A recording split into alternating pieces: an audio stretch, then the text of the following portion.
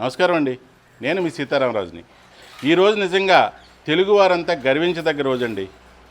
ఈ మాట నేను ఎందుకు చెప్తున్నానంటే, శ్రీకాకుళానికి చెందిన శ్రీధర్ తాత రష్యా మన దేశం కలిపి తయారు చేసిన ఐఎన్ఎస్ తమాల్ మన జలాల్లో ప్రవేశపెట్టిన రోజు.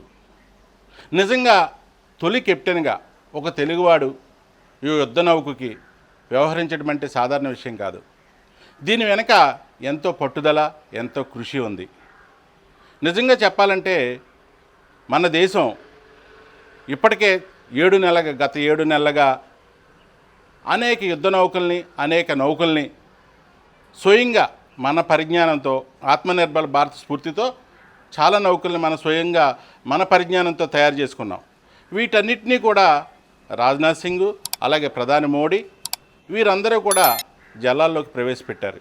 ఇప్పటికే మనం ఎంతో గర్వించదగ్గ ఐఎన్ఎస్ విక్రాంత్ ఇప్పటికే ఎంత సేవలు అందిస్తుందో మనకు తెలిసిందే. దీంట్లో భాగంగానే ఐఎన్ఎస్ తమాల్, ఇది రష్యా అలాగే ఇండియా కలిపి 8,000 కోట్ల రూపాయలతో స్వయంగా మన పరిజ్ఞానంతో, రష్యా పరిజ్ఞానంతో తయారు చేసిన యుద్ధ నౌక.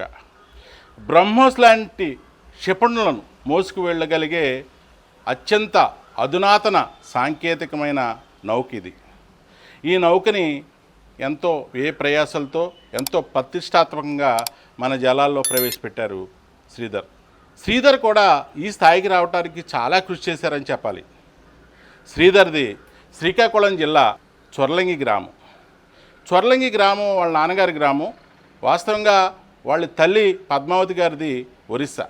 ఈ శ్రీధర్ తండ్రి కూడా గతంలో సైన్యంలో పనిచేసేవారు, సార్జెంట్గా పనిచేశారు. ఆ స్ఫూర్తితోనే శ్రీధర్ కూడా సైన్యంలోకి వెళ్ళాలని కోరుకొండ స్కూల్లో, అప్పటికే తన బ్రదర్ శ్రీనివాస్ కోరుకొండ స్కూల్లో సైనిక్ స్కూల్లో చదువుతున్నారు. తను కూడా సైనిక్ స్కూల్లో చదువుతానని పట్టుబట్టడంతో తల్లి టీచర్గా ఉండేవారు. ఇంచుమించు 70 శతకంలోనే ఆవిడ టీచర్గా పనిచేస్తున్నారు. ఎంతో సామాజిక కార్యకలాపాల్లో ఆవిడ కూడా పాల్గొనేవారు. ఎందుకంటే అప్పట్లో వరదలు వచ్చాయి. ఆ వరదలు వచ్చినప్పుడు తమ గ్రామం చాలా దెబ్బతింటే స్వయంగా ముఖ్యమంత్రి దగ్గరికి వెళ్ళి పోరాడి ఆ గ్రామానికి సంబంధించిన అవసరాలను తీర్చుకుంది ఆవిడే.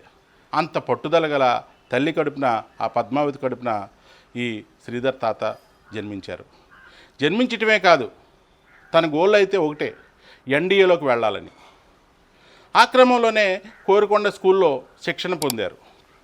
అయితే శిక్షణ పొందుతున్న సమయంలో ఉత్తర కాశీలో మంచు పర్వతాలు ఎక్కుతున్నప్పుడు కాళ్ళ గోళ్ళు దెబ్బతిని గోళ్ళు కూడా తీసేయాలని డాక్టర్లు సూచించారు. దాంతో చాలా కంగారు పడ్డాడు. తన గోల్ ఏదైతే ఉందో, సైన్యంలోకి వెళ్ళాలని, ఎన్డీఏలో చేరాలని గోల్ ఏదైతే ఉందో అది దెబ్బతింటుందేమో అని చాలా బాధపడ్డాడు. అయితే పట్టు వదలని తల్లి మాత్రం తన కుమారుడికి ఏది ఏమైనా ఏదైతే గోర్లకు సంబంధించిన వ్యాధి వచ్చిందో దాన్ని తగ్గించాలని ఎంతో ప్రయాసాలు వచ్చి శిక్షణతో పాటు ఏదైతే చికిత్స కూడా భారీగా చేయించారు. తగ్గిపోవడంతో ఆ తర్వాత ఎన్డీఏకి సంబంధించిన శిక్షణ పూర్తి చేసుకోవటం, 1999లో ఈ సైనిక కెప్టెన్గా, నౌకా కెప్టెన్గా ఆయన బాధ్యతలు స్వీకరించారు. ఇప్పటి వరకు 12 నౌకల్లో పనిచేసిన అనుభవం అయింది. 26 ఏళ్ళుగా ఎన్నో ఏదైతే యుద్ధాలు ఉన్నాయో, ఆపరేషన్ విజయ్, ఆపరేషను ఇంకొక యుద్ధంలో కూడా ఆయన సేవలు అందించి మన తెలుగు జాతికి ఎంతో వన్నె తెచ్చారని చెప్పాలి.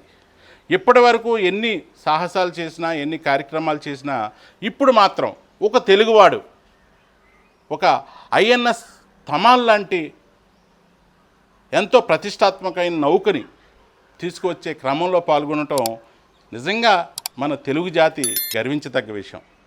ఈరోజు మన జలాల్లో ప్రవేశించిన ఆ నౌక రాబోయే రోజుల్లో ఒక రికార్డ్ అయితే మిగిలిపోతుందని చెప్పాలి. తెలుగు జాతికి చెందిన, తెలుగు ప్రాంతానికి చెందిన, శ్రీకాకుళానికి చెందిన శ్రీధర్ తాత కెప్టెన్గా ఆయన ఆ నౌకని జలాల్లో ప్రవేశపెట్టడం అంటే మనమంతా కూడా ఆనందించదగ్గ విషయం. మరి మనం కూడా ఆయనకు, ఆయన కుటుంబానికి కూడా ఈ రకంగా అభినందనలు చెబుదామా? మరి ఇది ఈనాటి ఎపిసోడ్. మరో ఎపిసోడ్తో మీ ముందుంటా. Please subscribe.